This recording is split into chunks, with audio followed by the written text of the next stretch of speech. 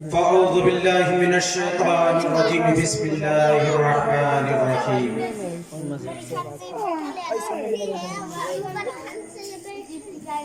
إني جاعل في الأرض خليفة قال النبي صلى الله عليه وسلم أول ما خلق الله نوري صدق الله مولانا العظيم وبلغنا رسول الأمين المتين الكريم ونحن على ذلك لمن الشاهدين والشاكرين والحمد لله رب العالمين.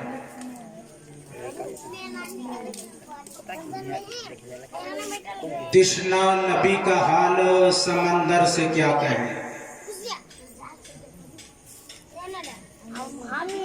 تشنا نبی کا حال سمندر سے کیا کہیں، روشن ضمیر ساقی کوثر سے کیا کہیں.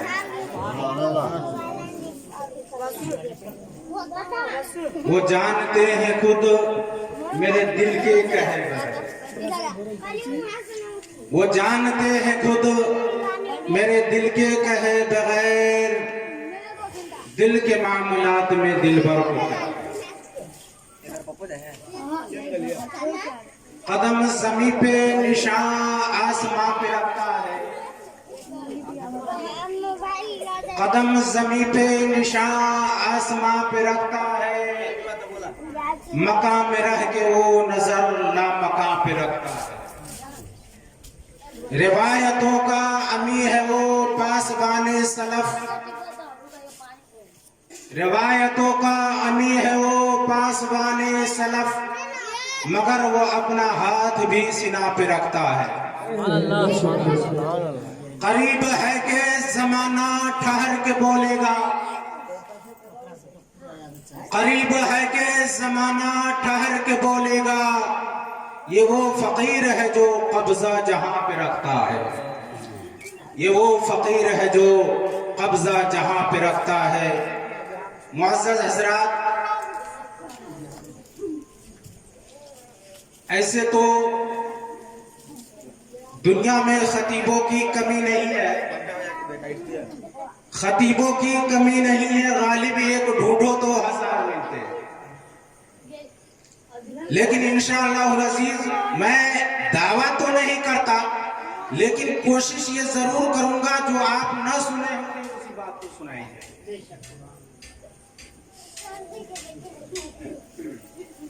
اور انشاءاللہ العزیز جو بھی بیان کروں گا مرشد برحق کے کرم سے، اور جو بھی بیان کروں گا انشاءاللہ العزیز قرآن اور احادیث مبارک سے بیان کروں گا، کیونکہ میرا طریقہ ہی یہی رہا ہے کہ میں واقعہ اور قصہ کی طرف کبھی نہیں گیا. اور اللہ تبارک و تعالی ہمیں اس پر قائم و دائم رکھے کہ جب تک کہ میں اس دنیا میں ہوں اور خطیب کے منصب پر جب میں جاؤں تو اللہ تبارک و تعالی وہ اپنے کلام سے مجھے سنے.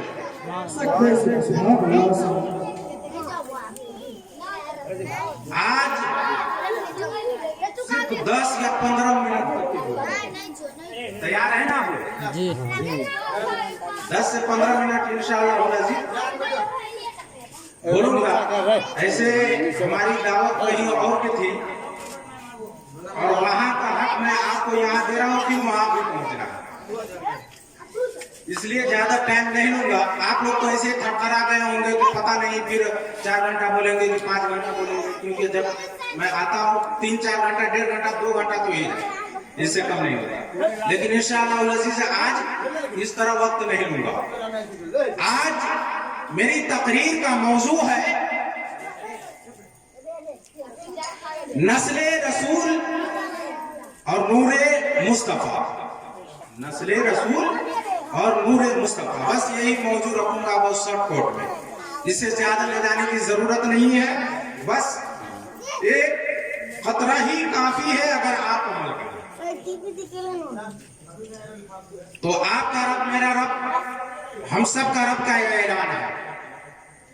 رب فرماتا ہے انی جاعل فی الارض خلیفہ، جس کا سیدھا سادہ ترجمہ سننے سے قبل آئیے ہم اور آپ مل کر ایک مرتبہ آقا نامدار مدینے کے تاجدار جناب احمد مصطفیٰ محمد رسول اللہ صلی اللہ علیہ وسلم کی بارگاہ اقدس میں درود و سلام کا نذرانہ عقیدت پیش کریں اور جھوم جھوم کر پڑھیں اللہم صلی علی سیدنا و شفیعنا مولانا محمد بارک وسلم صلی علیہ الصلوۃ والسلام علیک یا حبیبی یا رسول اللہ صلی اللہ تعالی علیہ وسلم.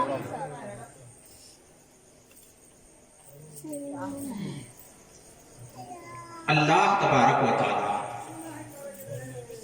جب انسانوں کو پیدا کرنا چاہا، جب انسانوں کو تخلیق کرنا چاہا تو فرشتوں کی انجمن لگی ہوئی تھی. انجمن جس طرح ہم اور آپ محفل میں بیٹھے ہوئے ہیں، فرشتوں کی انجمن لگی ہوئی تھی. رب تبارک و تعالی اس درمیان اعلان فرمایا انی جاعل فی الارض خلیفہ،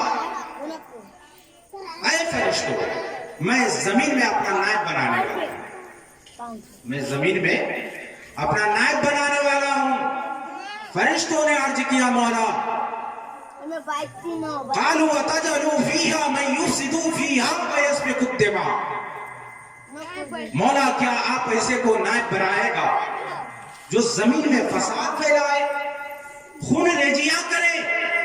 مولا اگر عبادت کی بات ہے تو ہم تیری ہی عبادت کرتے ہیں، تیرے سوا کسی اور کو پوجا نہیں کرتے ہیں.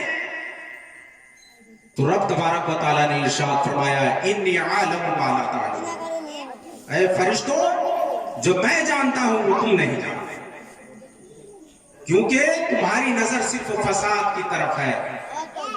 اور نظر فساد کی طرف کیوں نہیں ہوتی؟ معاملہ ہی کچھ اس طرح ہے کہ انسان کے درمیان جو ہے حضرت آدم کے بعد حضرت شیس علیہ الصلوۃ والتسلیم جب اس دنیا میں تشریف لائے تو اسی کے درمیان سے جو ہے قتل و غارت کا سلسلہ شروع ہو چکا تھا.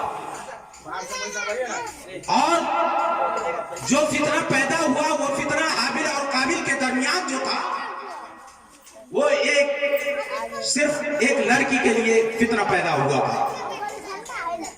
اور جو کفر کا سلسلہ شروع ہوا وہ اسی وقت سے سلسلہ شروع ہے.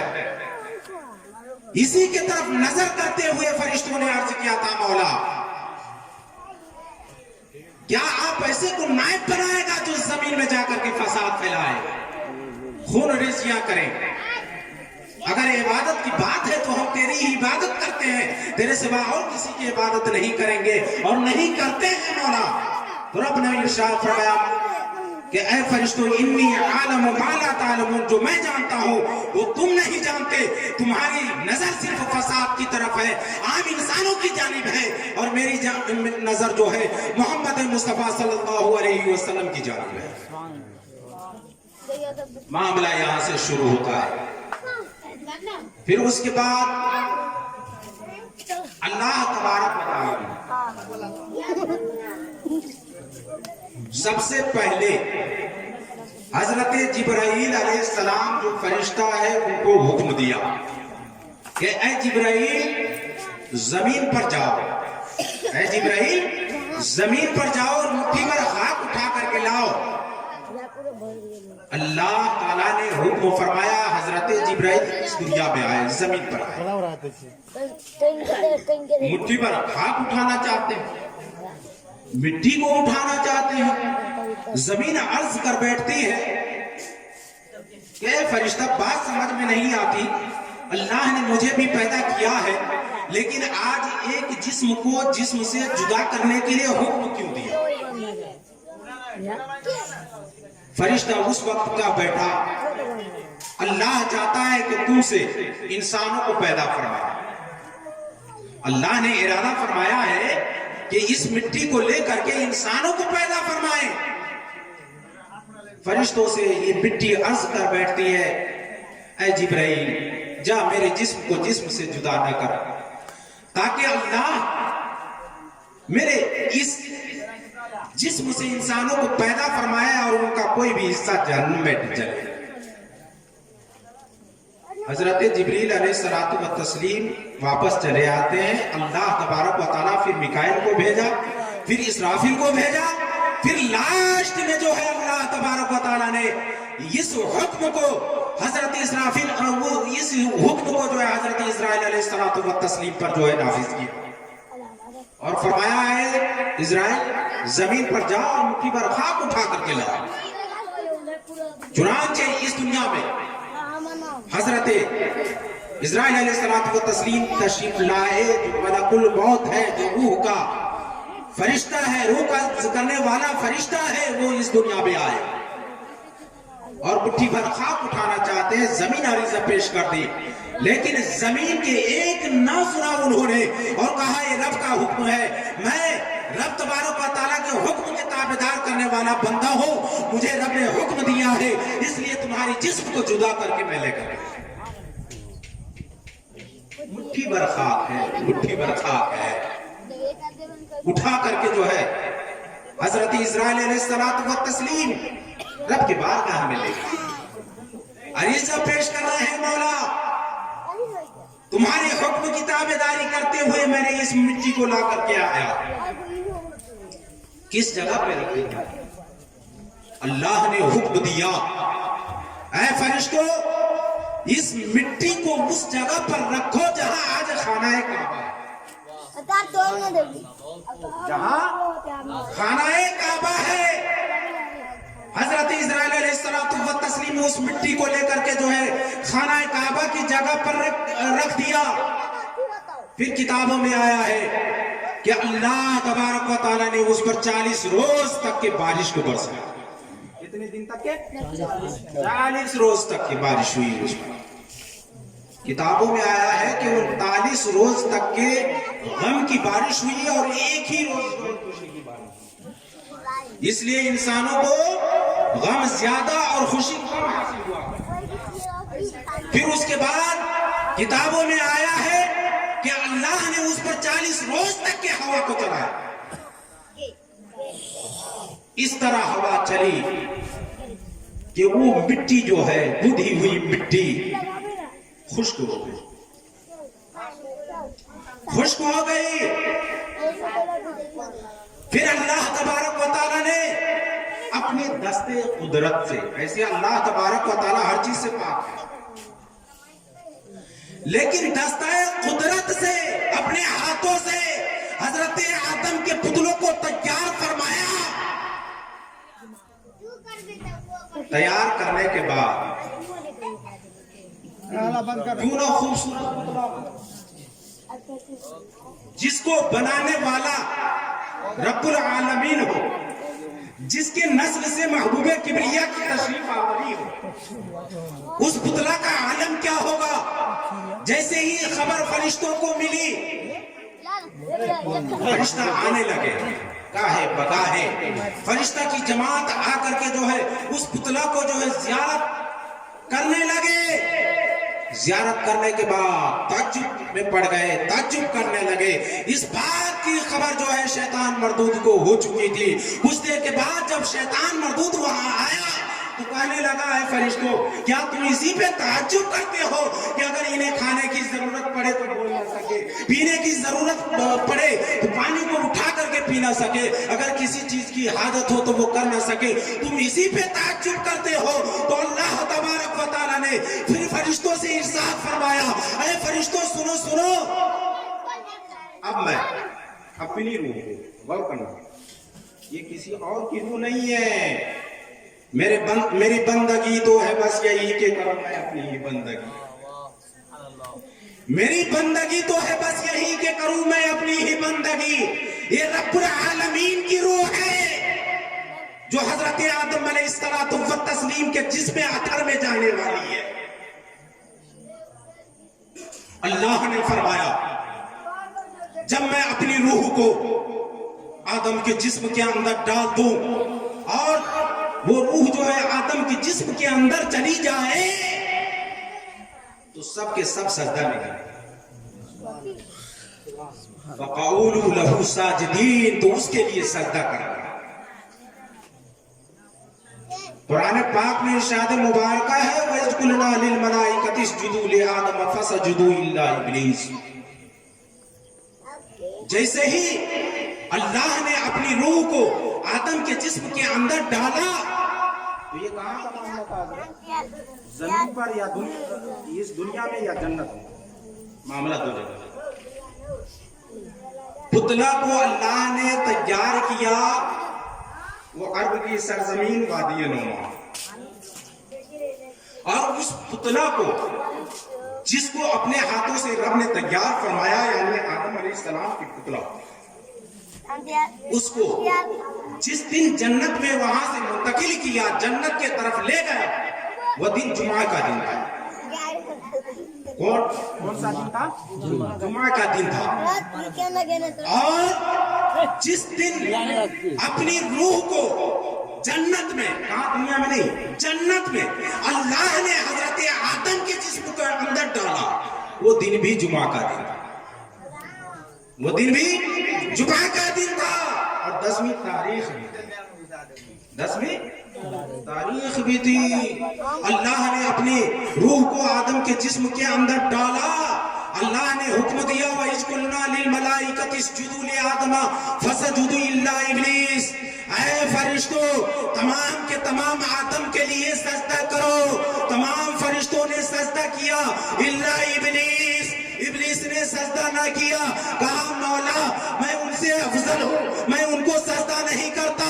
انا خیر منہ، میں ان سے افضل ہوں کیونکہ تو نے مجھے آگ سے پیدا کیا ہے اور انہیں مٹی سے، اور مٹی جو ہے آگ سے افضل نہیں.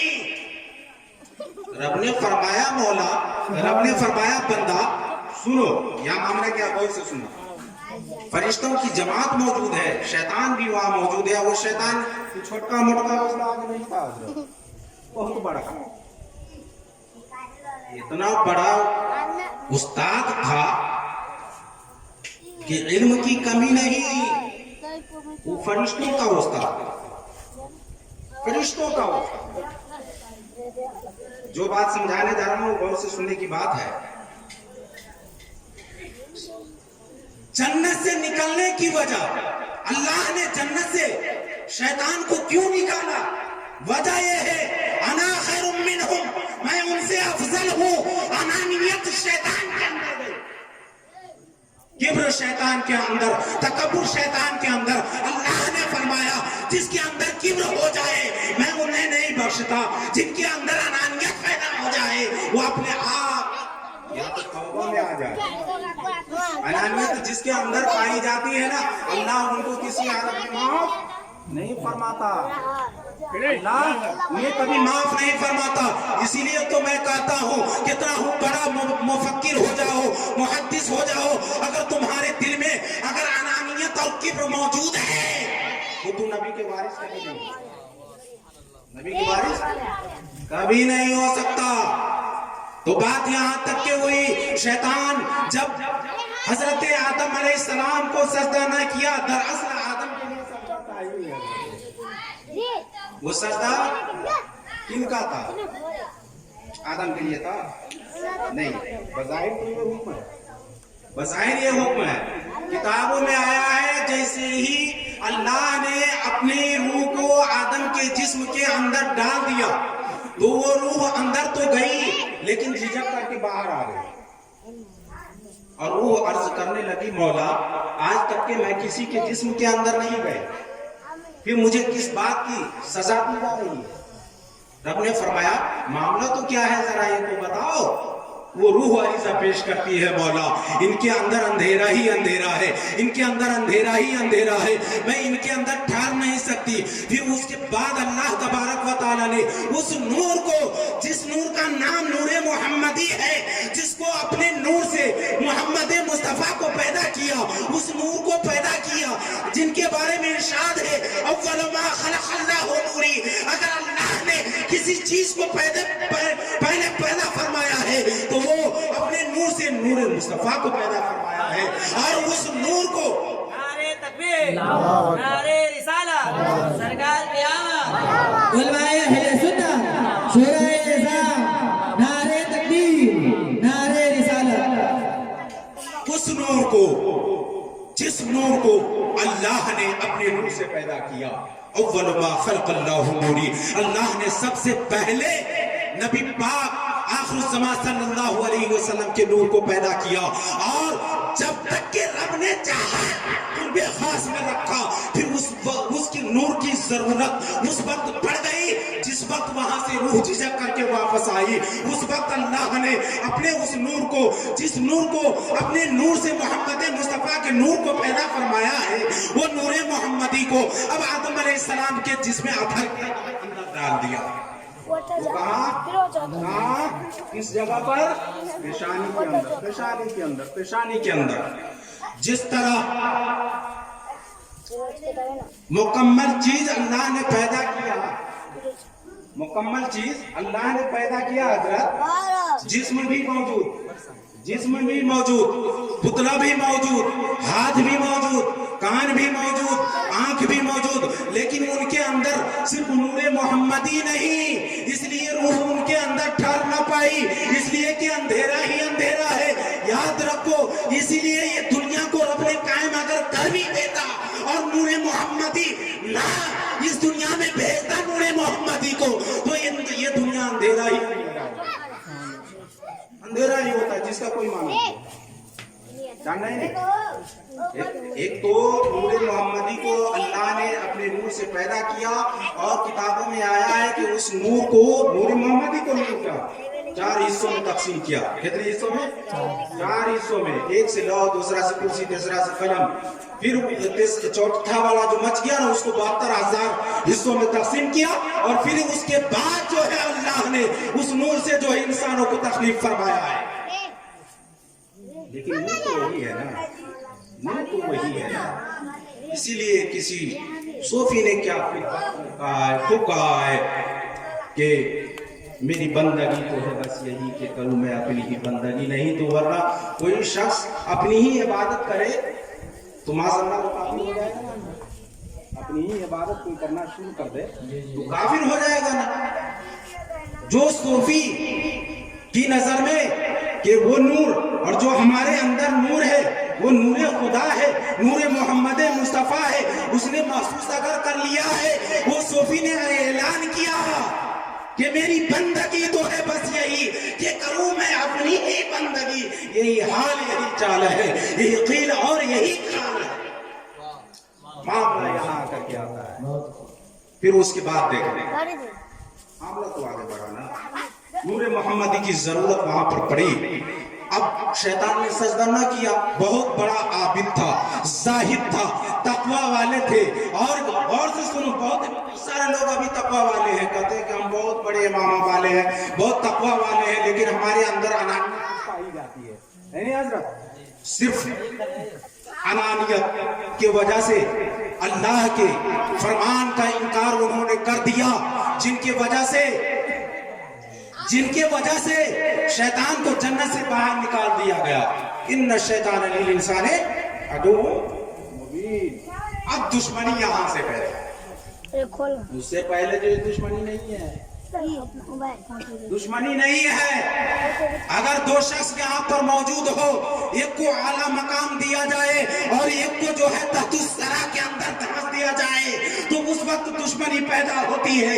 जिस वक्त अल्लाह ने हजरत आदम अलैहिस्सलातु व तस्लीम के सजदा करने के लिए हुक्म दिया, ऐ फरिश्तों इनके लिए सजदा करो, और फरिश्तों ने सजदा किया, और उनमें से इब्लीस पहुंचा और सजदा न कर सका।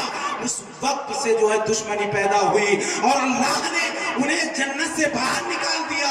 तो शैतान अब कोशिश करने लगा कि आदम अब किस तरह निकाले जाएंगे, आदम किस तरह निकाले जाएंगे। तो मामला क्या पेश आया? सिर्फ जन्नत में उस वक्त हजरत आदम थे, उनके अलावा और कोई था? कोई था उनके अलावा? नहीं ना, आदम के सिवा कोई नहीं था। फिर हजरत आदम अलैहिस्सलातु व तस्लीम ने रब तबारक व तआला के बारगाह में, देखें अब सिलसिला कैसे शुरू हो रहा है। रब तबारक व तआला के बारगाह में आदम अलैहिस्सलाम ने अरीज़ा पेश किया, मौला तन्हा रहता हूँ, जी नहीं लगता, तन्हा रहता हूँ, जी नहीं लगता, अगर कोई साथी मिल जाता तो बेहतर, साथी मिल जाता तो बेहतर होता ना। तन्हा जी नहीं लगता मौला। रब तबारक व तआला ने इनकी आरज़ू की वजह से हजरत हव्वा को जो है आदम अलैहिस्सलातु व तस्लीम की बाएं पिछली से पैदा किया, बाएं पिछली से तो पैदा फरमा दिया। फिर उसके बाद इन दोनों के दरमियान मोहब्बत हुई, उसके बाद जो है निकाह में हजरत हव्वा आई। फिर उसके बाद जो है आया है शैतान उस दिन से ताक में लगा था कि किस वक्त जो है मैं आदम को भटकाऊं, किस वक्त हव्वा को भटकाऊं, जिनके वजह से इनको भी जन्नत से निकाला जाए। याद रखो शैतान बहुत कोशिश करने लगा कि मैं इनको भटकाऊं। अब जाहिर सी बात है उनको भटकाने के लिए जन्नत में जाना पड़ेगा कि नहीं। अब वहां तो यहाँ अगर कोई इंसान स्वर्ग बना लेता है, जन्नत की तरफ बना लेता है, मकान बना लेता है, तो कम से कम 8-10 तो वहां पर तो यहाँ की सिक्योरिटी गार्ड जो है आपको अंदर दाखिल नहीं होने देगा, वहां की सिक्योरिटी गार्ड दाखिल होने देगा नहीं होने देगा। लेकिन यहाँ के मक्कारी से वहां के मक्कारी जो है कहा कि ऐसे आवाज देंगे तो मुश्किल है, ऐसा करते हैं कि सांप के अंदर घुस जाते हैं और फिर उसके बाद जन्नत में चले जाएंगे। मक्कारी देखिए कहां से है।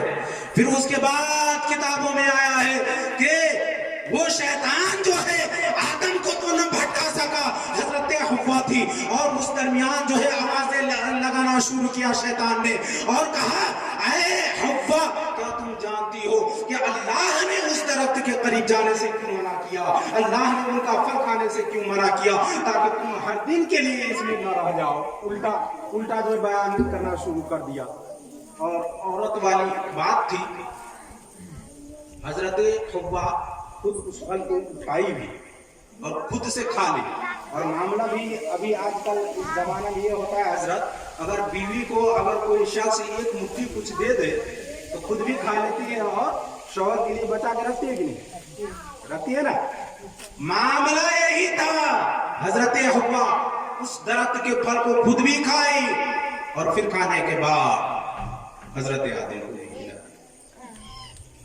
फिर उसके बाद हजरत आदम अलैहिस्सलातु व तस्लीम को हाजत में आदत। फिर रब ने फरमाया ऐ आदम इधर उधर भटकते हो, यहां कहीं पर ऐसी चीज नजर आ रही है जहां पर गलाजत रखी जाए, उतर जाओ, निकल जाओ जन्नत से।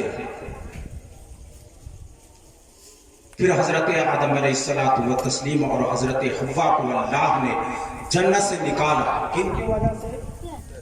शैतान की वजह से। तो दुश्मन हमारा हुआ तो नहीं है ना। अब कुरान में आया है इन्न शैतान लिल इंसान अदुव्वुम मुबीन, शैतान आपका खुला हुआ दुश्मन है। अब देखें शैतान की वजह से आदम और हव्वा को भी निकाला गया वहां से। आदम अलैहिस्सलातु व तस्लीम को अल्लाह तबारक व तआला ने हिंदुस्तान की सरजमीन जो आज श्रीलंका है, सरादीप की जगह, उस पहाड़ पर अल्लाह ने आदम अलैहिस्सलाम को उतारा और हजरत हव्वा को जिद्दा की सरजमीन जो अरब की सरजमीन पर है वहां पर अल्लाह ने उतारा। फिर उसके बाद किताबों में आया है कि जिस वक्त से लेकर के हजरत आदम अलैहिस्सलातु व तस्लीम जो है जन्नत से दुनिया में तशरीफ लाए, उस वक्त से लेकर के जो है 300 वर्ष तक के आसमान के तरफ अपने सर 300 वर्ष तक की नहीं रोते रहे, गिड़गिड़ाते रहे, अल्लाह तबारक व तआला से तौबा और इस्तिग़फ़ार करते रहे, लेकिन अल्लाह तबारक व तआला उनकी तौबा को सुनने वाला।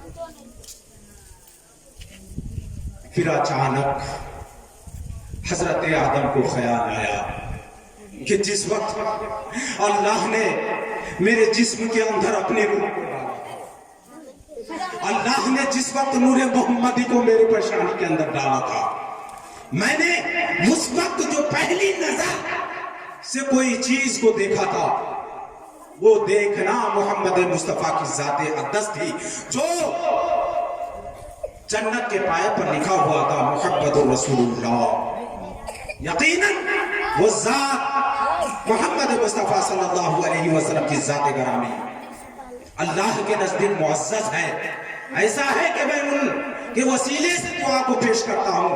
پھر اس کے بعد جو ہے حضرت آدم علیہ السلام و تسلیم 300 برس کے بعد خطائی اجتہادی کی بنیاد پر 300 برس تک کے دعا کرتے رہے، لیکن دعا کی قبولیت نہ ہوئی۔ جب اللہ کے پیارے نبی محمد رسول اللہ صلی اللہ علیہ وسلم کے نام کے وسیلہ پیش کر کے جو ہے حضرت آدم علیہ السلام و تسلیم دعا کو مانگا، تو اللہ نے ان کی دعا کو قبول فرمایا، ان کی دعا کو قبول فرمایا۔ یہ وہی ذات ہے جن کے بارے میں رب نے فرمایا تھا انی عالم ما لا تعلمون، فرشتوں تم نہیں جانتے جن کے بارے میں میں جانتا ہوں۔ یہ وہی ذات ہے، لیکن اب وہاں سے منتقل ہونا حضرت شیس علیہ السلام و تسلیم کے جو ہے پشت انور میں وہ نور منتقل ہوا، پھر اس کے بعد جو ہے نسل بعد نسل جو ہے حضرت عبداللہ کے پشت انور میں آیا۔ لیکن یہاں بھی کچھ معاملہ ہے، بات سمجھ میں نہیں آتی ہے۔ احادیث مبارکہ میں ہے ایک شخص جو ہے نبی آخر الزمان صلی اللہ علیہ وسلم کی بارگاہ میں پہنچ گئے۔ اب میرا معاملہ یہ ہے، میں کہنے جا رہا ہوں اللہ کے پیارے نبی صلی اللہ علیہ وسلم کا آنا منتقل ہونا کیا مسلمان کے نسلوں سے ہی تھا یا کفار کے نسلوں سے تھا؟ یاد رکھو اس بات کو، کیونکہ یہ سوال اس طرح ہے کہ بار بار جو ہے 24 نمبر والے سوال کرتا جا رہا ہے، اہل حدث جو ہے سوال کرتا جا رہا ہے، کیونکہ اہل حدیث الحمدللہ ہم لوگ ہیں، یاد رکھ اہل حدث ہے، وہ حدث کا معنی ہوتا ہے کچھ اور ہے نہیں۔ اب غور سے سنو، کچھ لوگ کا یہ کہنا ہے کہ معاذ اللہ کے پیغمبر جناب احمد مصطفیٰ محمد رسول اللہ صلی اللہ علیہ وسلم کے والد اور والدین کا خاتمہ ایمان پر نہیں، اور کہنا بھی ان کے لیے کچھ حد تک ٹھیک ہے۔ وہ کیسے ٹھیک ہے؟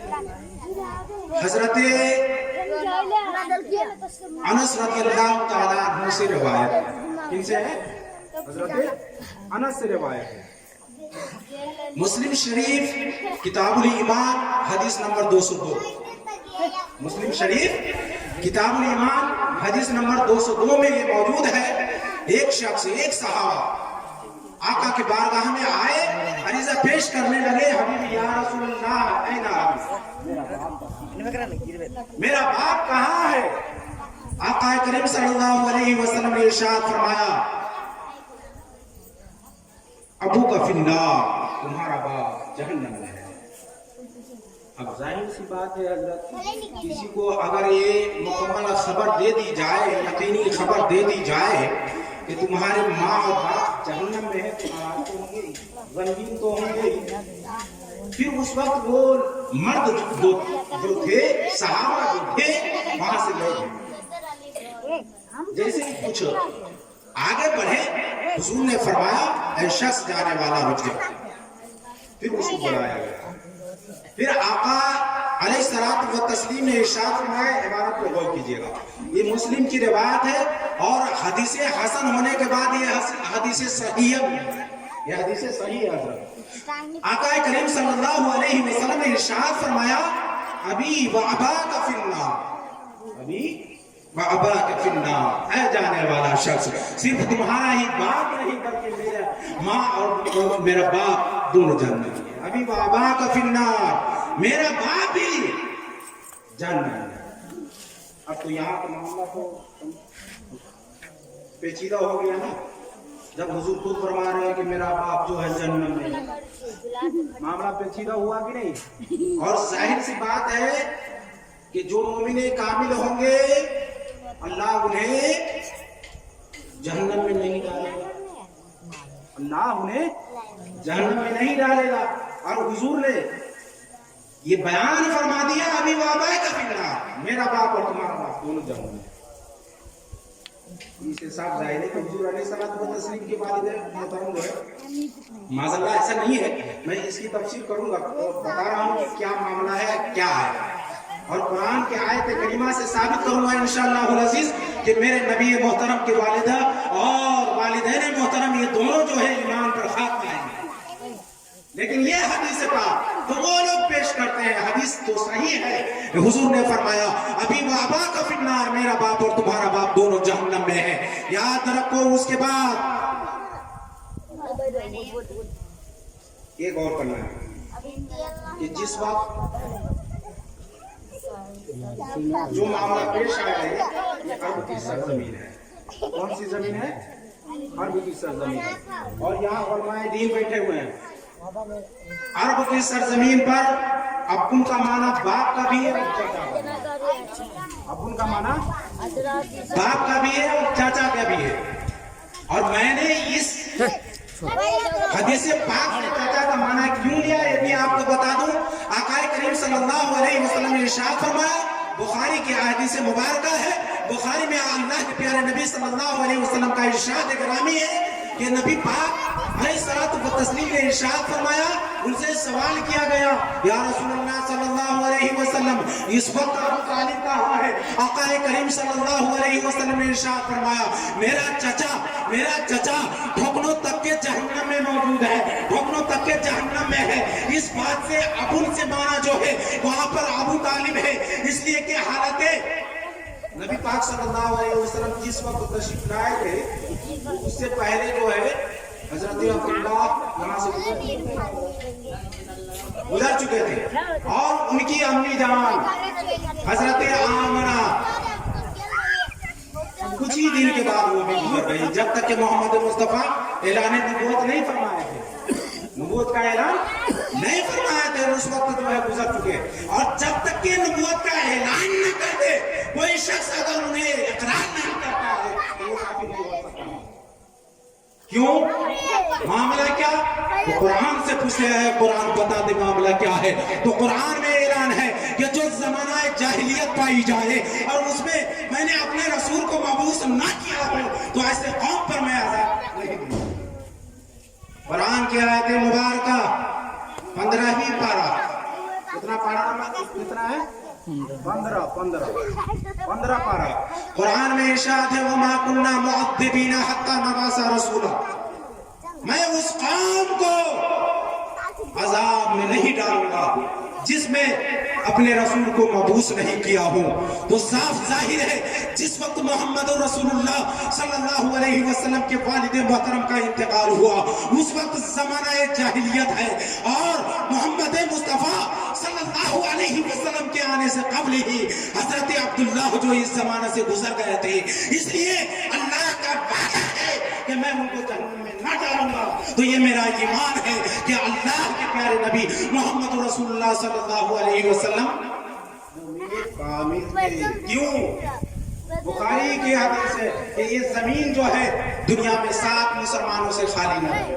کم از کم یہ زمین جو ہے اس زمین پر جو ہے 7 مسلمان باقی رہے اور اسی نسل سے محمد رسول اللہ صلی اللہ علیہ وسلم کے ذات بابرکات ہے. یہیں تک کہ محدود نہیں، یہ تو نبی پاک صلی اللہ علیہ وسلم کے احادیث مبارکہ ہے. آپ جاتے ہیں نبی مکرم کے بارگاہ میں سوال کرتے ہیں یا رسول اللہ آپ ہی بتا دیں آپ کس نسل سے ہے، آپ کس نسل سے ہے. تو نبی آخر الزمان صلی اللہ علیہ وسلم نے ارشاد فرمایا کنت من اصلاب الطاہرۃ الی ارحام الطاہرہ. اے دنیا والوں یاد رکھنا ہمارا منتقل ہونا پاک پشتوں سے پاک نسلوں میں ہے، کسی نجس کنت من اصلاب الطاہرۃ الی ارحام الطاہرہ. میرا گزرنا میرا آنا پاک پشتوں سے پاک نسلوں میں ہے. اور پاک کون ہے نہ پاک کون ہے یہ قرآن سے پوچھتے ہیں. قرآن تو بتا دے. تو قرآن کا اعلان ہے ان المشرکین نجس. مشرک جتنے بھی ہیں سب کے سب ناپاک ہیں. دنیا والے کتنے ہی کوشش کر لیں پاک کبھی ہو نہیں سکتے.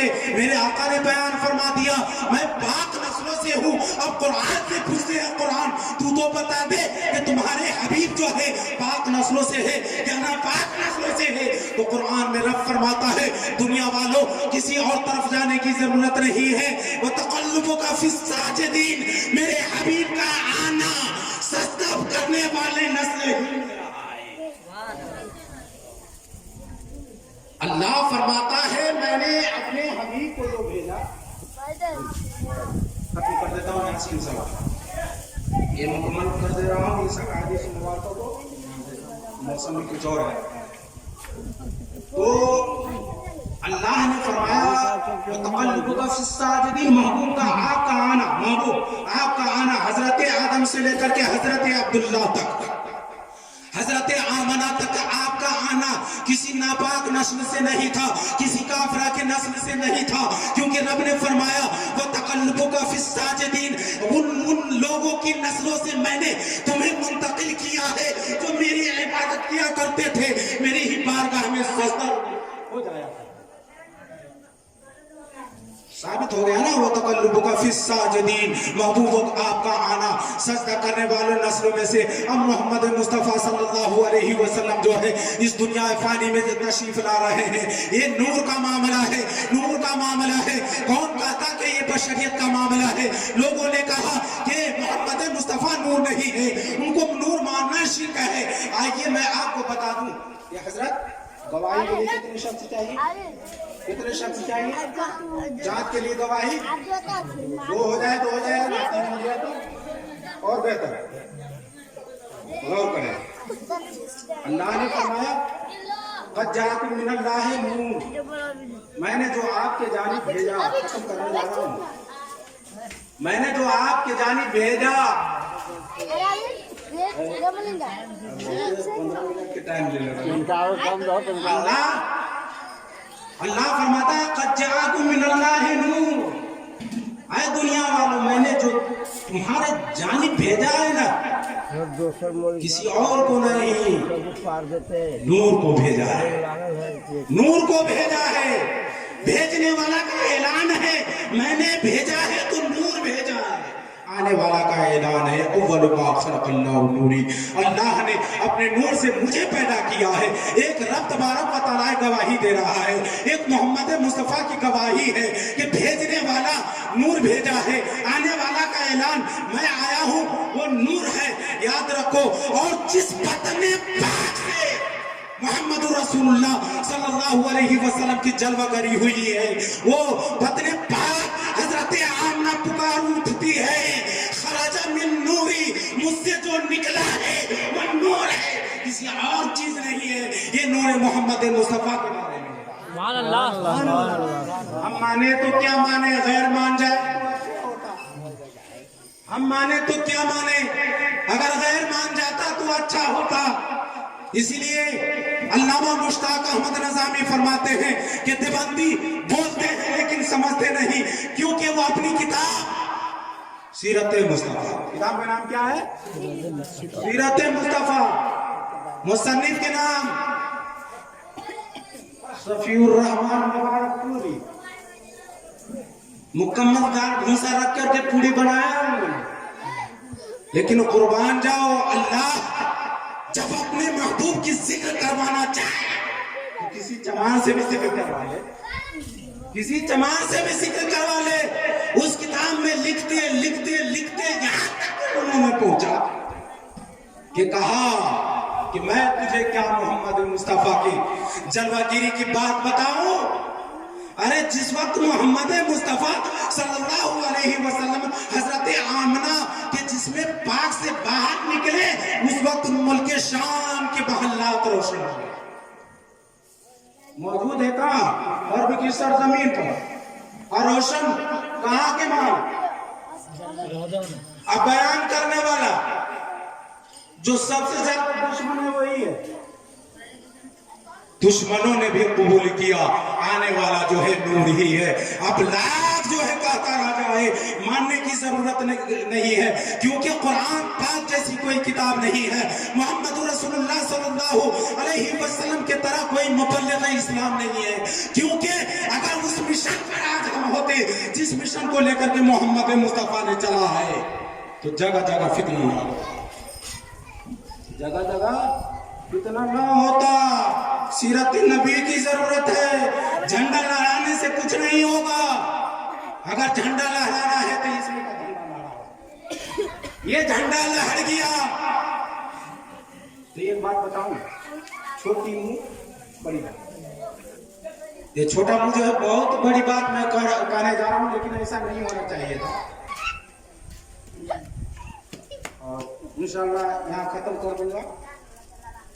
हजरत आपकी नजरों से हदीस इफ्तिराक तो गुजरी होगी। हदीस इफ्तिराक 73 फिरके वाला सुनत छहोगी ना कह रहे हो कि 73 फिरका होते अलैहिस्सलातु वस्सलाम अलैका या हबीबी या रसूलुल्लाह सल्लल्लाहु अलैहि वसल्लम। हदीस इफ्तिराक। और अगर इस मिशन को हम लेकर के चलते तो ना आज आपको काफिर का वो यहाँ से स्टार्ट हो जाता है। फितना, हर जगह फितना। हदीस इफ्तिराक वो हदीस है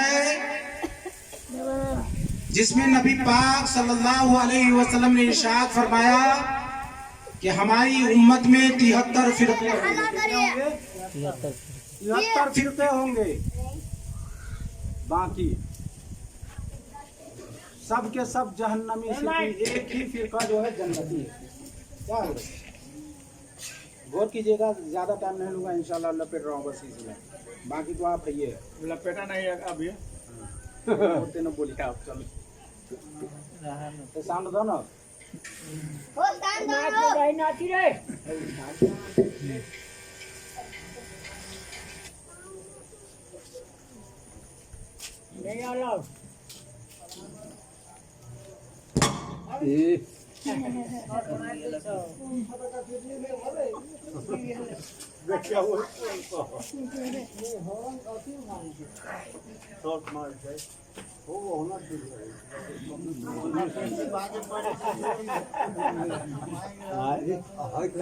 बेसी भीड़ पड़ जाती हो ना, खाइए बोला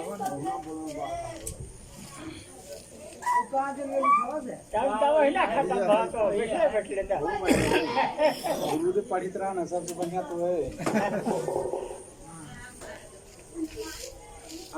सल्लल्लाहु अलैहि वसल्लम ने इरशाद फरमाया, ऐ सहाबा मेरी उम्मत 73 फिरके होंगे, एक ही फिरका जन्नती है, बाकी सब जन्नती है, सबके सब जहन्नमी है। लेकिन मामला यहाँ कुछ बरअक्स है। मामला यहाँ कुछ बरअक्स है। अब यहाँ मैं पूछना चाहता हूँ कि अगर इस बात हम हो जाए कि 73 फिरकों में सिर्फ एक ही फिरका जो है जन्नती है, बाकी सब के सब जहन्नमी है। और हुजूर ने फरमाया वो फिरका जो मेरे और मेरे सहाबा किराम के रास्ते पर, वही फिरका जन्नती। अब यहाँ पर जो है एतराज जहां लाजिम आ रहा है कि हुजूर अलैहिस्सलातु व तस्लीम ने जो इरशाद फरमाया कि एक ही फिरका जो है जन्नती है, बाकी सब के सब जहन्नमी है। तो एक फिरका के बाद अगर जन्नती दूसरा फिरका नहीं है, तो मिसाल के तौर पर ले लीजिए कि हुजूर अलैहिस्सलातु व तस्लीम के शफाअत पर आपको भरोसा है कि नहीं? तो हुजूर अलैहिस्सलातु व तस्लीम के शफाअत पर भी भरोसा आपको है। नबी ने फरमाया शफाअती लिअहलिल कबाइर मिन उम्मती, मेरी शफाअत मेरी उम्मत के बड़े बड़े खातियों के लिए है, बड़े बड़े पापियों के लिए है। खुदा की कसम, जब मदीना तैयबा हाजिर हो तो सरकार के रोज़ा शरीफ और रियाज़ जन्नत के दरमियान जो दरवाजा लगा हुआ है उस पर लिखा हुआ है शफाअती लिअहलिल कबाइर मिन उम्मती, मेरी शफाअत मेरी उम्मत के बड़े बड़े पापियों के लिए है। तो इनका माना क्या होगा, इसका तर्जुमा क्या होगा?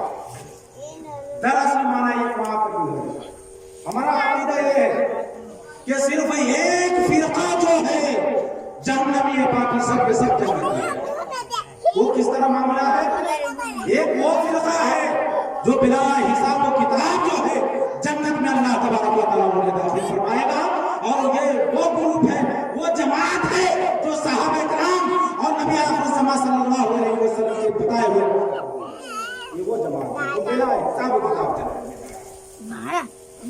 लेकिन उसके बाद वाले जो कुछ फिरका ऐसे भी है जो नबी पाक सल्लल्लाहु अलैहि वसल्लम को बताए हैं, लेकिन उनसे रास्ता अलग है। जैसा कि नबी ने फरमाया नमाज पढ़ो, आप यकीन तो रखते हैं लेकिन नमाज नहीं पढ़ते तो आप काफिर नहीं हो चुके, गुनाह कबीरा आपने कर लिया, काफिर आप नहीं है। नहीं तो अगर कहा जाए काफिर,